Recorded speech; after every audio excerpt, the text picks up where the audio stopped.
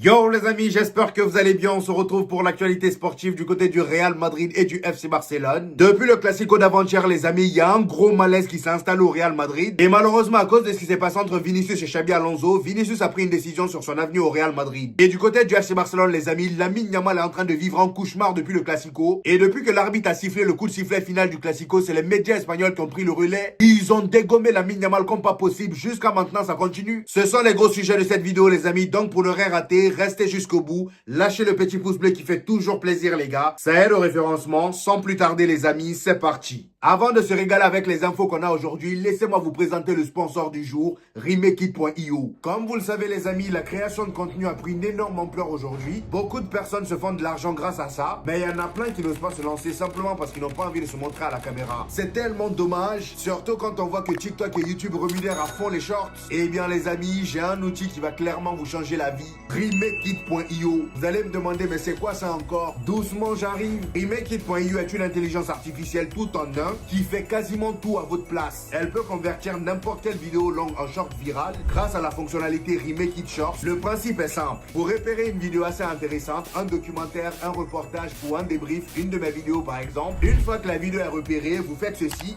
Vous la ramenez sur notre outil magique et c'est terminé, l'IA s'occupe du reste. Elle détecte les moments les plus viraux et vous sort un short prêt à être publié. Vous pouvez mettre des sous-titres, choisir le type de voix off ou même choisir la langue et l'ambiance de la vidéo. Et d'ailleurs, pour ceux qui veulent percer sur TikTok, on sait très bien que sans les 10 000 abonnés c'est cuit. Et bah ça tombe bien, RimeKit.io peut vous aider à atteindre les 10 000 abonnés nécessaires à la monétisation TikTok. Je vous autorise d'ailleurs pour ceux qui le souhaitent à utiliser mes vidéos pour vous faire un peu d'argent sur TikTok. Mais c'est pas tout les amis. Pour ceux qui ont des idées et ne savent pas comment en faire une vidéo, avec la fonctionnalité prompt vidéo de RimeKit.io, vous tapez simplement une idée et l'intelligence artificielle crée une vidéo complète à partir de cette idée. C'est pas incroyable ça? Il y a beaucoup d'autres fonctionnalités là-dessus et moi ce que je kiffe par-dessus tout c'est de pouvoir publier sur tous les réseaux sociaux en un clic. Bref, pour vous les amis, bien évidemment que j'ai un code promo. En passant par mon lien en description et en utilisant le code LEJUX, vous avez 10% de réduction sur votre abonnement. Je vous mets le lien en description et en commentaire épinglé. Alors si vous voulez créer du contenu sans montrer votre visage ou simplement tester l'intelligence artificielle avec vos vidéos, allez-y directement sur RimeKit.io, ça soutient la chaîne en plus de ça. Merci à RimeKit pour leur confiance. Maintenant que ça c'est dit, revenons à nos moutons. Comme d'habitude les amis, on commence par le meilleur club de l'histoire, le Real Madrid. Et on va directement parler du grand adversaire de Lamine Yamal, notre cher Carvajal. Quelques heures après le Classico les amis, on a appris que notre cher Carvajal s'était blessé. Alors je sais pas à quel moment le gars s'est blessé étant donné qu'il revenait de blessure. D'autant plus qu'il avait commencé le Classico en tant que remplaçant. À la fin on l'a vu s'embrouiller avec Lamine Yamal et vu comment tout partait dans tous les sens, pour moi tout allait bien pour lui. Sauf que non, on nous a informé juste après que le gars s'était blessé et c'est une blessure où il sera absent pendant 3 mois. 3 à 4 mois même, le retour est prévu pour février. Oui, je me pose la même question que vous, à quel moment il s'est blessé ou bien c'est Lamine Yamal qui l'a finalement goumé, je sais pas. Et d'ailleurs ce matin on nous a informé qu'il a été opéré avec succès, bonne nouvelle. Il va donc commencer sa récupération dans quelques jours. C'est parti très vite mais prompt rétablissement à lui. Heureusement qu'on a Valverde pour le poste de latéral droit, sinon franchement on aurait été cuit. Parce que là s'il n'y a pas Carvajal, Trent Alexander-Arnold, on peut pas compter sur lui. Regardez même sa tronche lors du Classico, pendant que tous ses amis étaient là à s'embrouiller avec les joueurs du FC Barcelone, tout le monde était investi, tout le monde se sentait concerné. Lui il était là comme ça, voilà, sur son banc, en train de regarder. Carmel était choqué. Regardez ses yeux. Ça, c'est le regard de quelqu'un qui n'était pas concerné par l'histoire. Voilà. Et le gars, depuis son arrivée au Real Madrid, c'est cette même tronche que je passe mon temps à voir. Il n'a pas l'air concerné par le Real Madrid, je sais pas pourquoi. Dites-moi en commentaire si je suis le seul à remarquer ça, parce que même quand il joue, c'est pareil. Après, sur cette photo-là, je peux comprendre que le gars, voilà, il n'a pas l'habitude de ce genre de match à intensité. Le frérot, il est quand même passé d'un derby Liverpool-Manchester United à Barça-Real, c'est pas pareil. Un derby où à la fin, tu termines avec une mâchoire déboîtée si t'es pas solide, comme Cubarsi. J'ai dit ça, il dit rien. Et en parlant de Valverde, les amis, ici on a une info sur lui. On nous dit Federico Valverde a joué le Classico malade. L'Uruguayen souffrait d'une gastro-entérite. Pour faire simple, il souffrait de la diarrhée. Je sais pas c'est qui le cuisinier au Real Madrid, mais si lui là vous le virez pas, il va poser des problèmes aux joueurs là. C'est pas possible. La lourde diarrhée que Kylian Mbappé avait chopé en fin de saison là, ça vous a pas servi de leçon. Vous n'avez pas changé de cuisinier. Continuez. Donc là, les amis, comme vous pouvez le voir, c'était au tour de Valverde d'avoir la gastro. Voilà, il a joué le Classico comme ça. Et quand j'y pense, là même, je me dis, honte à Marcus Rashford. Donc toi, tu t'es fait pocket par quelqu'un qui avait diarrhée. Franchement, où tu veux aller avec ça? Ici, les amis, on a une très belle image entre la mère de Jude Bellingham et la mère d'André qui sont fait un câlin à la fin du Classico. Ça montre à quel point dans ce match-là, tout le monde était concerné. Franchement, la vidéo est trop belle à voir. D'autant plus que la mère d'André, malgré que son fils ne joue jamais, elle est quand même contente pour le club. Ça en dit long sur l'état d'esprit de la famille. C'est pas une famille de Jude Bellingham qui, lorsque son fils ne joue pas, va venir saouler tout le club. J'ai même envie de dire, ça aurait été bien qu'il soit comme ça un peu avec Xabi Alonso. Parce que le gars, depuis le début, il joue même pas. Et le pire, c'est que c'est même pas parce qu'Hendrick, il est nul. On a vu vu ce qu'il a fait la saison dernière en Coupe du Roi? On a vu. Le gars, il avait terminé avec 5 buts en 6 matchs, les amis, en Coupe du Roi. Est-ce que vous vous rendez compte? Il n'est pas nul, faut juste lui faire confiance. Toujours avec le Real Madrid, les amis, on a Arsène Wenger, l'ancien entraîneur d'Arsenal, qui a pris la parole par rapport au Classico. Et autant vous dire qu'il n'est pas allé de même moite avec le FC Barcelone. Il les a allumés comme il faut. Il a tout simplement dit, le Classico était un peu un match d'hommes contre des garçons. Je suppose que les garçons là, c'est le FC Barcelone. Voilà. Vu comment on les a rentrés dedans, c'est évident. En attaque, Madrid a toujours semblé capable de marquer, tandis que le FC Barcelone a semblé impuissant. Ils ont eu beaucoup de ballons, mais n'ont jamais vraiment semblé en mesure de marquer. C'est vrai que le Barça, pendant un bon moment, ils avaient la possession de balle, mais voilà, c'était compliqué de voir. Ils n'arrivaient pas à se créer des occasions. Merci mon cher Arsène Wenger pour cette belle déclaration. On enchaîne les hommes avec notre cher Jude Bellingham, qui lui aussi avait lancé beaucoup de pics à Pedri pendant le match. De la même manière que Pedri n'a pas lâché Vinicius, c'est comme ça Jude Bellingham aussi ne l'a pas lâché durant tout le match. Ici, on nous dit, les amis, le tacle de Jude Bellingham au FC Barcelone. Alors que Pedri et plusieurs joueurs du Barça réclamaient un rouge pour Jude Bellingham, ce dernier aurait lâché, même pas avec Negreira. C'est-à-dire que son action ne mérite pas un carton rouge, même pas avec Negreira. Et pour rappel, le Barça fait l'objet d'une enquête pour avoir payé des millions à l'ancien vice-président de la commission des arbitres, José Angel Negreira. Vous voyez, quand je vous dis que ça tira à balles réelles dans tous les sens, c'est réel. Maintenant, on attaque le dossier Vinicius, dans lequel il y a beaucoup de choses à dire, les amis. Déjà, commençons par cette image, les amis. Pendant le match, Vinicius et Ferran Torres ont commencé à se chamailler. Et comme coquet de l'Atlético de Madrid, Ferran Torres a décidé de piquer Vinicius en parlant de Kylian Mbappé comme d'habitude. Le gars, il s'est approché de Vinicius et voici ce qu'il lui dit. Ce n'est plus toi qui tires les pénaltys. Vous-même, vous savez très bien pourquoi il pose cette question pour piquer Vinicius. En gros, avant, c'est toi qui tirais et depuis l'arrivée de Kylian Mbappé, tu tires plus rien. Et mon cher Vinicius a répondu de la meilleure des manières et dans sa réponse, on voit vraiment que ça lui touche plus. Il dit oui, ça n'a pas d'importance, c'est Kylian Mbappé qui les prend maintenant. Ha ha ha ha. C'est ça, Vinicius, faut plus te laisser avoir par ces gens-là. Ne rentre même plus dans leur jeu. Lui-même, fallait le rappeler sa nullité durant ce classico-là. Parce que pour moi, Ferran Torres fait partie d'un des joueurs, si ce n'est le joueur le plus nul de ce classico-là. Franchement, ça se joue entre lui et Jules Koundé. Voilà. Et c'est toi qui te permets de venir vanner quelqu'un qui est en train de faire du sale à ton équipe. Franchement, mon ami. Arrête-moi ça un peu. Cependant, les amis, comme vous avez pu le voir, à la sortie de Vinicius à la 70e minute, le gars, il était complètement en colère. Moi, je le comprends. Vous avez même vu ma vidéo débrief où j'ai dit que Xabi Alonso, j'ai pas compris son choix de sortir Vinicius. J'ai pas du tout compris l'utilité de ce changement. Surtout que Rodrigo, lorsqu'il est rentré, il n'a rien apporté. Voilà, c'est là même le Barça a commencé à se retrouver petit à petit. Heureusement pour nous que Jules Koundé n'avait pas marqué cette occasion-là. Et pendant que tout le monde s'attendait à ce que le Real Madrid sanctionne Vinicius, eh ben non les amis, regardez ce qui est dit. Vinicius épargné par le Real Madrid après son craquage. Le club madrilène estime que le Brésilien doit régler le problème avec Xabi Alonso. Pour rappel, Vinicius s'est énervé sur le technicien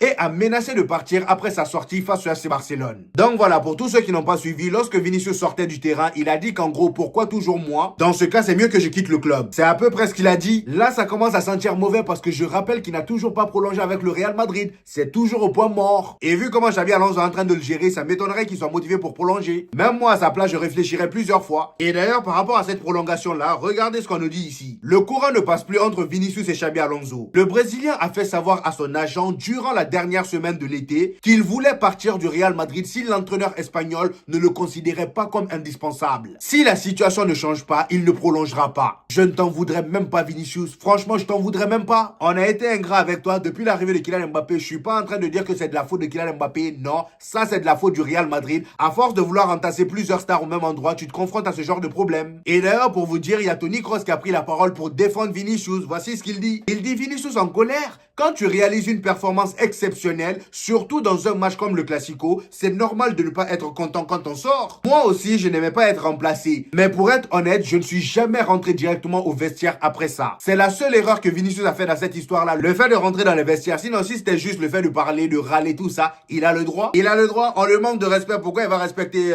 Xabi Alonso? Xabi Alonso même commence à m'énerver. Je sais pas pourquoi. J'ai l'impression qu'il manque de personnalité. Il tient pas à sa parole. Méritocratie, méritocratie. Ce qu'on a vu face au Barça là, c'est ça t'appelle méritocratie. Cependant, ce mois d'octobre là, les amis, a été parfait pour le Real Madrid, étant donné qu'on a remporté tous nos matchs. Et au classement en Liga, les amis, on est premier avec 27 points et le Barça est juste derrière nous avec 22 points. Maintenant, on part du côté du club indien et là-bas aussi, comme d'habitude, il y a de très grosses infos, voire même plus que le Real Madrid. Donc, pour ne rien rater, les amis, restez jusqu'au bout, attachez vos ceintures, c'est le moment de la pub.